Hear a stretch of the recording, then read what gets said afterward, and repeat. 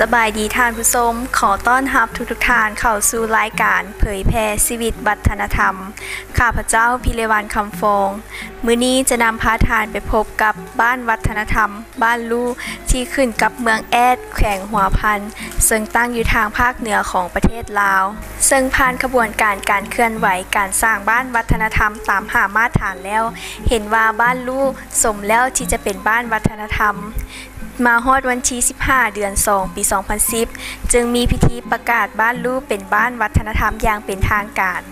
เนื้อในรายละเอียดจะเป็นแนวใดนั้นขอเชิญทานไปติดตามรับชมพร้อมๆกันเลย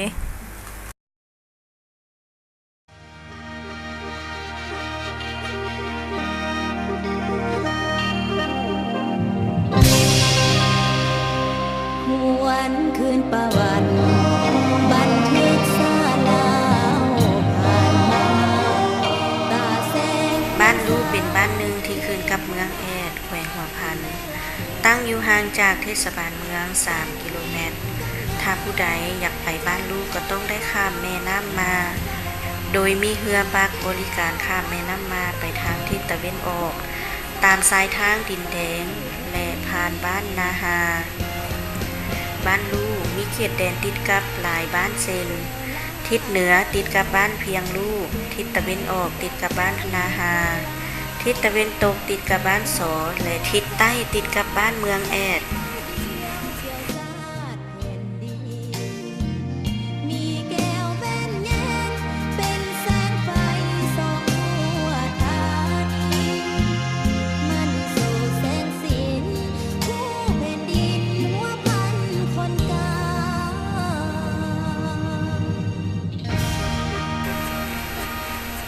ประชาชนพลเมืองภายในบ้านลู่ประกอบด้วย2ชนเผ่าคือชนเผ่าลาวและชนเผ่าสิงมูลมี102หลังคาเรือนมี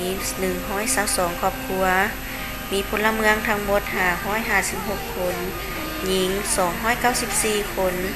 ในนั้นชนเผ่าลาวมี93หลังคาเรือนมีพลเมือง502คนหญิง263คนเผ่าสิงมูลมี9หลังคาเรือนมี54คนหญิง31คน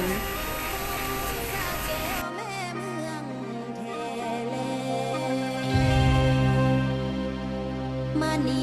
ศักดิ์สิทธิ์สถิตเป็นเสาหลักเมืองบีไลหุ่งเฮืองมิ่งควันเมืองสำเนื้อดวงแก้วก่อนหน้านี้670ปีคือปีคศ1340พอเท่าแสนหลวงมื่นกวงและพ่วงเทียมสุวรรณ3ไอ้น้องชนเผ่าไต้ดำอยู่บ้านเมืองม้วยปากลาวแขวงหลวงพระบางได้เดินทางมาพบพ่อดินดอนตอนนี้เห็นว่าสะดวกและเหมาะสมในการสร้างบ้านและการทำมาหากินแล้วก็กลับไปนำเอา5ครอบครัวซึ่งมีเท่าไซวังเฮืองคำฮักคำสมเนื้องบวกและเนื้องกลมรวมมี8ครอบครัวได้พากันมาตั้งบ้านอยู่นาไฮเฮือตกท่าน้ำอยู่ศพคอนลู่บ่อนเดียวกันอยู่บ่อนนั้นก็ย้อนมีก่อลู่ใหญ่ต้นลู่ย้อนมีแนวนั้นจึงเอิ้นว่าบ้านลู่ตั้งแต่นั้นมาหลอมหัวใจเขาในเป้าเดียวเกี่ยวชาติแผ่นดินมีแก้วแว่นแย้มเป็นแสงไฟส่องทั่วทานีมันสู่เนื้อก้อนนั้น670ปีมาหลูพวกเราได้ตั้งถิ่นฐานอยู่เนื้อดินตอนนี้มีอยู่8ครอบครัวแต่มาถึงเดี๋ยวนี้มีอยู่หอยกับ2หลังคาเรือนมีหอย22ครอบครัวมีพลเมือง556คนมีหญิง294คนแต่ดึกดำบรรพ์มาบ้านพวกข้าพเจ้าเคยปั่นหม้อล้อไหมาตั้งแต่ดึกดำบรรพ์ผลิตสินค้าโดยเฉพาะแมนปลูกสลีมักถั่วเหลืองสิเลียไรครับนำมาจ้างให้ปีหนึ่งบ่ต่ำกว่า100 กว่าล้านเพราะว่าในระยะผ่านมานั้นบ้านลู่พวกเราได้เคยมีมูลเสือความสามัคคีมากกว่าแล้วมีชนเผ่าลาวพุทธเป็นต้นต่อเคยถือฮิตข้อเพณีศาสนาพุทธพระพุทธเจ้า แล้วเผาส้นที่2แม่นส้นเผาสิ่งมูลมีเก่าหลังคาเฮือนแม่นสถานผีบ้านลู่มีท่าแหงเอื้ออำนวยความสะดวกในการสร้างบ้านวัฒนธรรมเป็นต้นแม้นระดับชีวิตการเป็นอยู่ของประชาชนได้รับการชี้นำพาเอาใจใส่จากอำนาจการปกครองบ้านในการพัฒนาเศรษฐกิจและวัฒนธรรมให้นำมือนับเจริญรุ่งเรืองคือแก้วธรรมโลกวงมองใสลักใสแผ่นดิน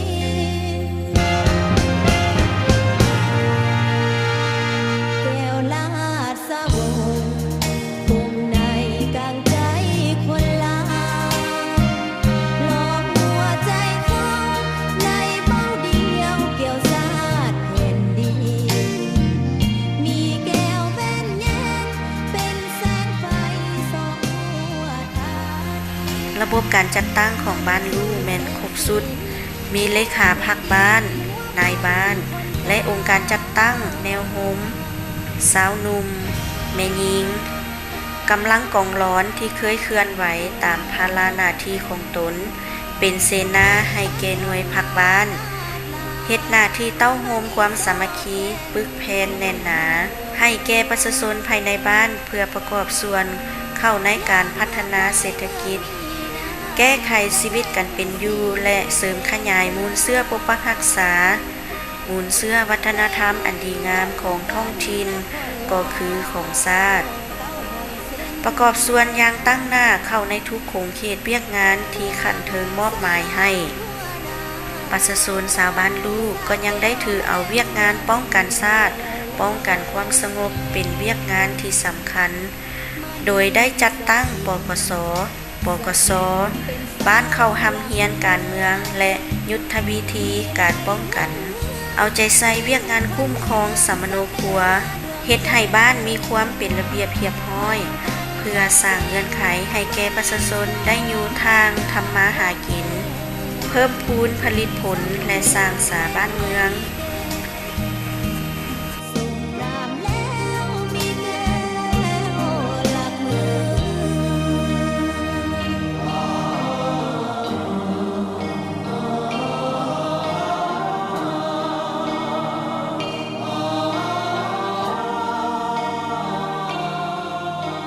บ้านลู่เมืองแอดแขวงหัวพันในโขงเขตวัฒนธรรมสังคมนี้ก็แม่นแผนการหนึ่งที่ทางบ้านได้สูงกำลังใส่ในการสร้างครอบครัววัฒนธรรมเพื่อก้าวไปเป็นบ้านวัฒนธรรมตามแนวทางการสร้างวัฒนธรรมใหม่แก้วลาดสะวงภูมิในกลางใจคนลาว เพื่อแนะใส่การปกปักรักษาและส่งเสริมฮีตของประเพณีความเชื่อถือเป็นต้นว่าประเพณีการเฮ็ดบุญศีลกินทานแบบแผนการดำรงชีวิตประเพณีการนุ่งถืออาหารการกินและภาษาปากเว้าตลอดฮอดเสียงคับเสียงลำด้านศิลปวรรณคดีได้รักษาหนังสือปลูกใบลานที่มีคุณค่ามหาศาลรักษาได้เอกลักษณ์การนุ่งถือของเผ่าตนการดำรงชีวิตมีความดุมันห้าวหันเบิกบานมวลซืนบนพื้นฐานความสามัคคีเอื้อเฟื้อเพื่อแผ่ช่วยเหลือซึ่งกันและกันภายในบ้านก็คือเพื่อนสนิทมิตรสหายได้เป็นอย่างดีซึ่งเป็นมูลเสื้ออันดีงามของประชาชนให้คงอยู่คู่บ้านคู่เมืองนอกนั้นยังมีพาหนะสื่อมวลชนหับไส้ภายในบ้านเช่นโทรโคงโทรภาพซีดีวิทยุเป็นสาเหตุให้ชาวบ้านได้รับข้อมูลข่าวสารเป็นปกติสถิตเป็นเสาหลักเมือง เป็นแนวใดผ่านผู้ชมบ้านวัฒนธรรมเนื้อแท้แล้วก็แม่นบ้านที่พัฒนารอบด้านทางด้านวัตถุและจิตใจและที่สำคัญก็แม่นการรักษามูลเสื้อฮีตของประเพณีที่ดีงามของเราตีถอยสิ่งที่ย่อท้อและล่าหลังต่างๆสำหรับบ้านลูกเมืองแอดแขวงหัวพันแล้วก็ยังรับประกันได้ทางด้านเนื้อในจิตใจ และประชาชนมีความพร้อมเพรียงเฮียงหน้ากันปฏิบัติบ้านของตนให้กลายเป็นบ้านวัฒนธรรมรอบด้าน เอาล่ะท่านผู้ชมก่อนอื่นนั้นต้องขอไปติดตามชมสิ่งที่น่าสนใจกันก่อนแล้วมาพบกันใหม่ในระยะต่อไป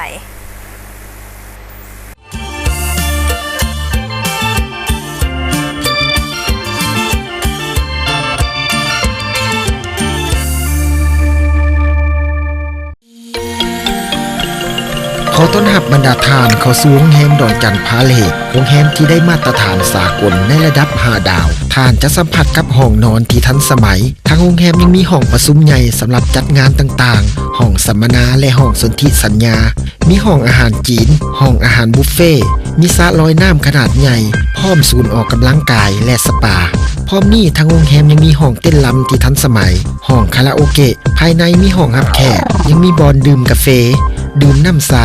และบริการด้านอินเทอร์เน็ตมีห้องวางแสดงเครื่องทีละนึกด้านนอกมีเดินจอดรถที่กว้างขวางท่านจะประทับใจกับวิวทิวทัศน์ของตัวเมืองนครหลวงเวียงจันทร์และทิวทัศน์สายน้ำของยามแลงโรงแรมดอนจันทร์พาเลทยินดีรับใช้กับการเข้าใช้บริการของแขกที่มาเยี่ยมยามด้วยรอยยิ้มที่มีเสน่ห์แห่งแดนจำปาโรงแรมดอนจันทร์พาเลทตั้งอยู่แคมป์น้ำของบ้านเพียวัดเมืองศรีสัตนานครหลวงเวียงจันทร์โทรศัพท์021-244-288แฟกซ์021-244-111-2หรือท่านสามารถคลิกเข้าไปเบิ่งที่เว็บไซต์ www.donjanpaletlaos.pdr.com ท่านจะบ่หลงลืมเมื่อท่านเข้ามาใช้บริการที่โรงแรมดอนจันทร์พาเลท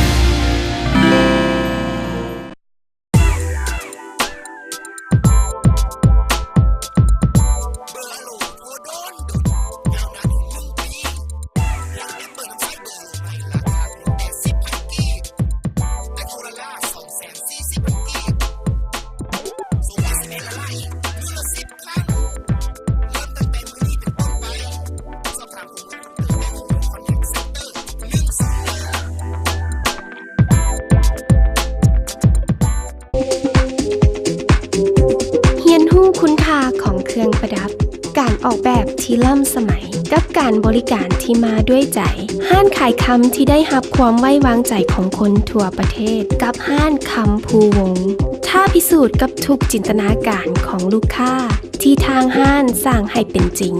ด้วยเครื่องมือที่ทันสมัยห้านคำภูวงศ์จัดจำหน่ายคำ100%รูปแบบทันสมัยเป็นเอกลักษณ์ของห้าน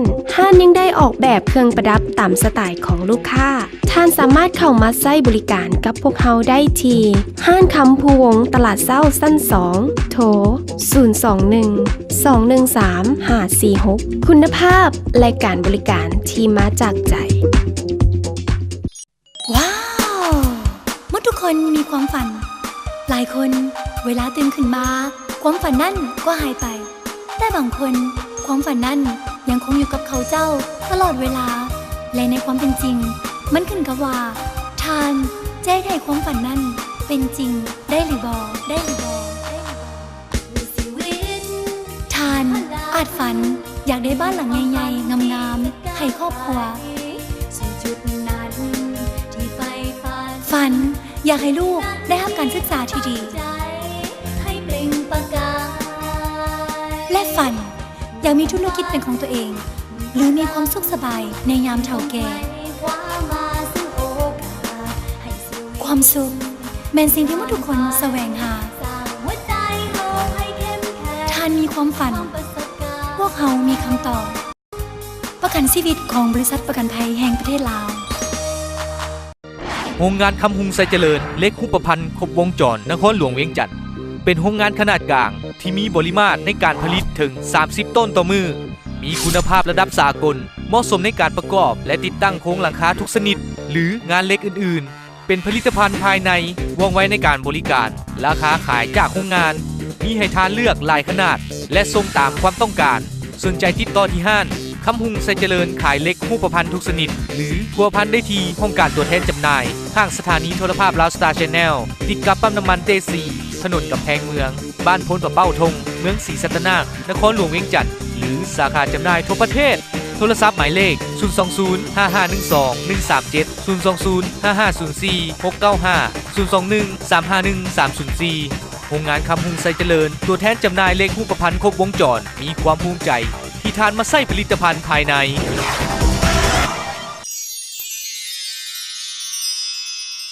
ตลาดเวียงจันทร์450 ปีวังทองในพลาซ่าให้บริการด้านหัตถกรรมผ้าไหมเครื่องปลอดสารพิษเครื่องทีละนึกเครื่องเงินเครื่องคำอัญมณีต่างๆซึ่งผลิตจากสีไม้ลายมือของประชาชนลาวบรรดาเผ่านอกนี้ยังจำหน่ายสินค้าประเภทเครื่องกีฬาทั่วไปเสื้อผ้าเกิบกระเป๋าอุปกรณ์เสริมความงามเครื่องสำอางให้บริการด้านอาหารเครื่องดื่มหลายประเภทเช่นอาหารลาวเวียดนามไทยอินเดีย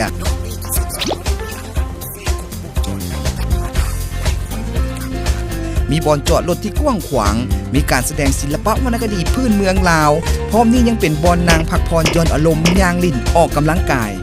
สนใจจับจองห้องขายตลาดเวียงจันทร์450 ปีวังทองในพลาซ่าบ้านตรงกันคำเมืองจันทบุรีนครหลวงเวียงจันทร์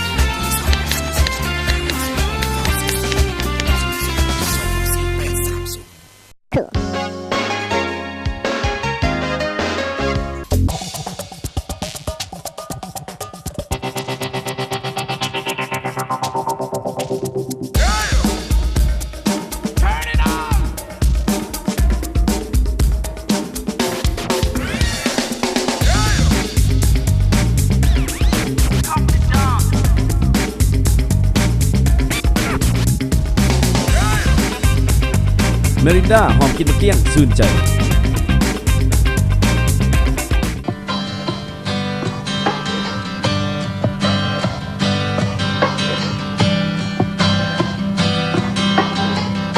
นภาวะโลกร้อนขึ้นทุกวันพวกเขาขอแนะนำแอร์เย็นแอร์ดีมีคุณภาพได้มาตรฐานมีทั้งแอร์ติดตั้งในเรือน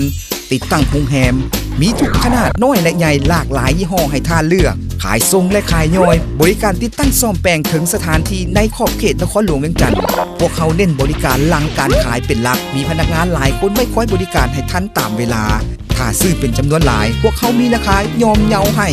พิเศษและอย่างนี้พวกเขาได้ลดราคาแอร์ยี่ห้อมิตซูบิชิขนาด 12,000 BTU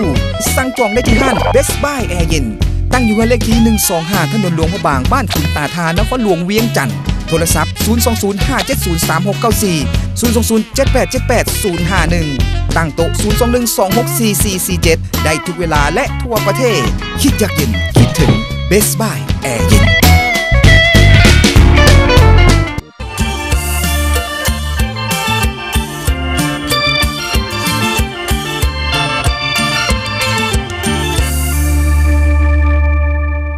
คือดังพักเขาได้กำหนดว่าการสร้างบ้านและครอบครัววัฒนธรรมแม่นพื้นฐานการเมืองอันแน่นแกนแม่นการพัฒนาชนบทให้มีความหังมีเข้มแข็งมีความสงบสุขและยุติธรรมเพราะฉะนั้นพวกเขาทุกคนที่เป็นสมาชิกครอบครัวเป็นจุฬาของสังคมจึงควรเอาใจใส่สร้างตนให้เป็นครอบครัววัฒนธรรมปลอดใสขาวสะอาดจึงเป็นการประกอบส่วนสร้างความเป็นระเบียบเรียบร้อยและความสงบสุขทางสังคมอย่างแท้จริง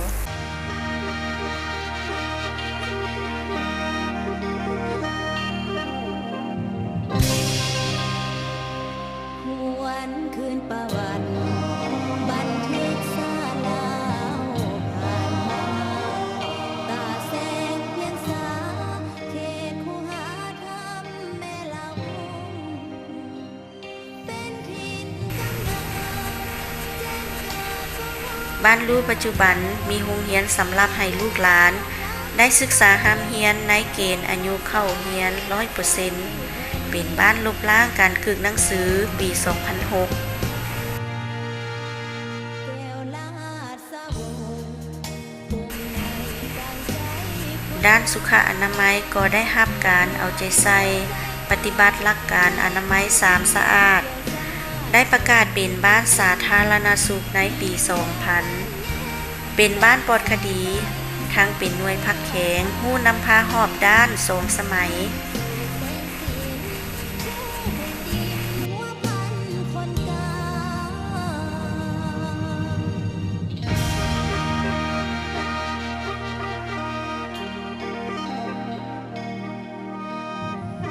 ปัทมาลาดลานมณีโซ โครงเขตเศรษฐกิจชีวิตการเป็นอยู่ของประชาชนชาวบ้านลูกได้รับการพัฒนาหลายขึ้น ประชาชนมีอาชีพที่มั่นเที่ยงประชาชนส่วนใหญ่ภายในบ้านลูกแม้นมีอาชีพผลิตกสิกรรมเช่นเฮ็ดนาได้2ฤดูนอกจากนั้นยังมีขบวนปลูกพืชเป็นสินค้าเช่นปลูกสาลีปลูกมะทั่วเหลือง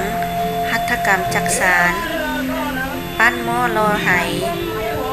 ตำหมูกทอไหมต่างๆรวมยอดผลิตภัณฑ์ทั้งหมดภายในบ้านได้1ตื้อ112 ล้านกีบเฉลี่ยใส่รายรับได้2 ล้านกีบต่อคนต่อปีเฮ็ดให้หลายครอบครัวหลุดพ้นความทุกข์ยากเทื่อละก้าวและมีหลายครอบครัวกลายเป็นครอบครัวตัวแบบครอบครัวผลิตข้าวได้หลายสามารถผลิตข้าวกินถึง800กิโลกรัมต่อคนต่อปีครอบครัวเด่นทางด้านหัตถกรรมการปั้นหม้อรอไหเฮ็ดเสื้อเฮ็ดผ้านังเลี้ยงม้อนสาวไหมส่งน้ำแล้วมีแก้วหลักเมือง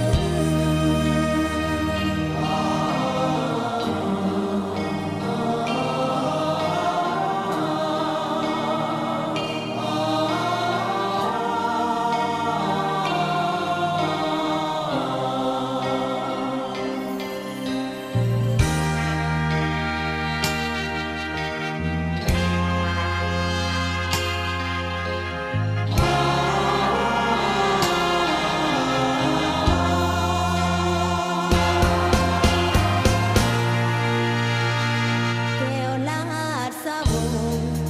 คงในกลางใจคนลาหลอกหัวใจเขาในบ้าน สภาพลเมืองและการจัดการ1พลเมืองประกอบมี2ชนเผ่าคือเผ่าลาพุทธและเผ่าสิงห์มูลมีหอย2หลังคาเรือนมี1หอย22ครอบครัวพลเมือง556คนยิ่ง294คนเผ่าลาพุทธมี93หลังคาเรือน ผลงานดังกล่าวก็ย้อนการเอาใจใส่ซี้นำพาของอำนาจการปกครองแขวงก็คือการนำขันเมืองห้องการแถลงข่าวและวัฒนธรรมเมืองแอดองค์การจัดตั้งทุกภาคส่วนที่ได้บุกบืนสร้างผลงานจนสามารถสร้างบุคคล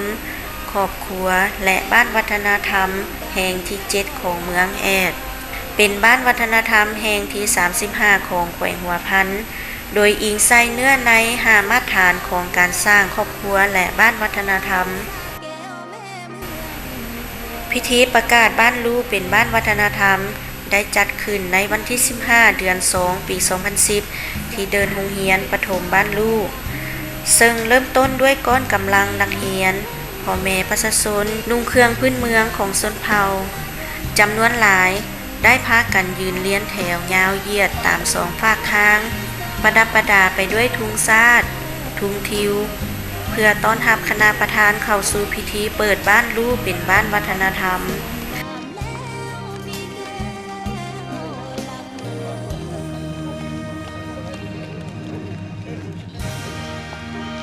ตาแสงเพียงสา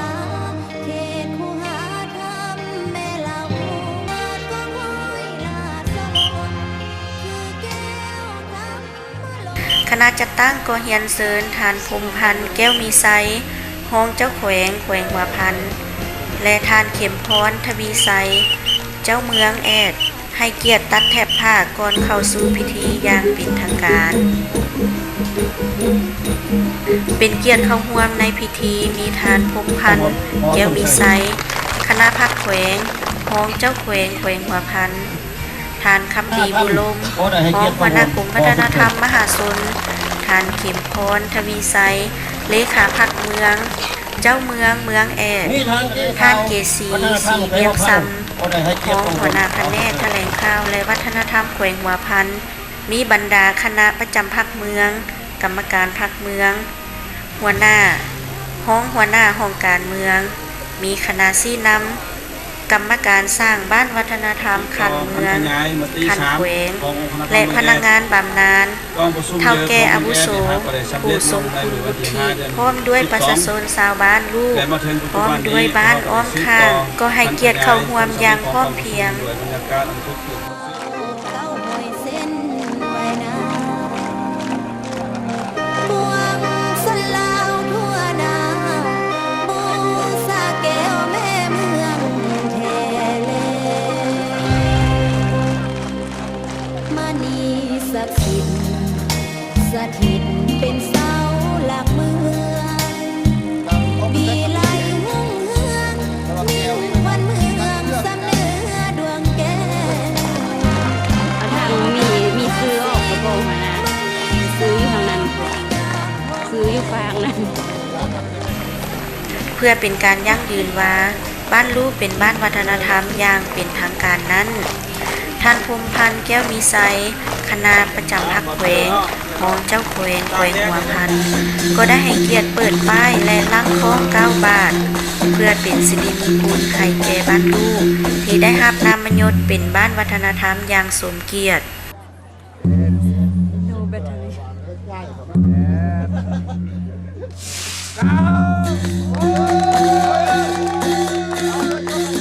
อาตีเล็กจงอาไข่เล็กโดยอาคมพาผู้ลมคุณแต่งแล้ว ท้ายพิธีนอกจากจะมีประเพณีบาสีสู่ขวัญให้แก่คณะประธานแขกที่มาร่วมเป็นสักขีพยานในการเปิดบ้านลูกเป็นบ้านวัฒนธรรมแล้ว ในค่ำคืนของวันเดียวกัน ก็ได้มีการแสดงศิลปะจากหน่วยศิลปะสมัครลิ้นที่มาจากโรงเรียนและภาคส่วนต่างๆที่ขึ้นกับเมืองแอดพร้อมทั้งมีลำวงสามัคคีอันได้เฮ็ดให้บรรยากาศในวันนั้นสร้างความประทับใจให้แก่แขกที่มาร่วมเป็นอย่างยิ่ง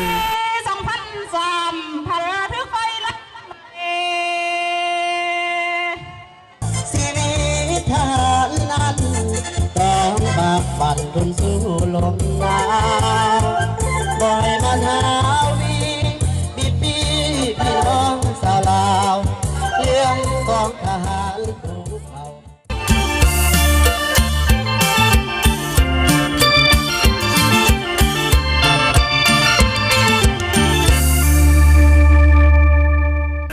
เป็นยังไงทานผู้ชมบ้านลูกหวังว่าทานจะได้รับความสนใจและดึงดูดบ่หลายก็น้อยจากทางรายการของพวกเราและโอกาสดีๆขอเชิญทานไปเที่ยวชมบ้านลูกเมืองแอดแขวงหัวพันหวังว่าทานจะได้รับของติดไม่ติดมือมาฝากกับทานผู้ชมอีกด้วยมาฮอดนี้ข้าพเจ้าพิเลวันคำฟองพร้อมด้วยทีมงานรายการเผยแพร่ชีวิตวัฒนธรรมก็หมดเวลาลงแล้วต้องขอขอบใจกับผู้สนับสนุนรายการของพวกเราด้วยดีตลอดมานั่นก็คือโรงแรมดอนจันทร์พาเลส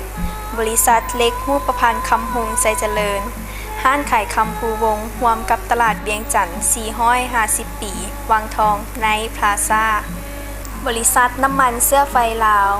บริษัทลาวโทรคมบริษัทประกันภัยแห่งประเทศลาวบริษัทน้ำหวานลาวจำกัดห้านเบสบายแอร์เย็น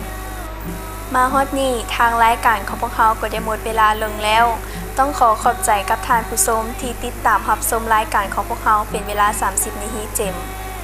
ข้าพเจ้าพร้อมด้วยทีมงานรายการเผยแพร่ชีวิตวัฒนธรรมต้องขอกล่าวคำว่าสบายดี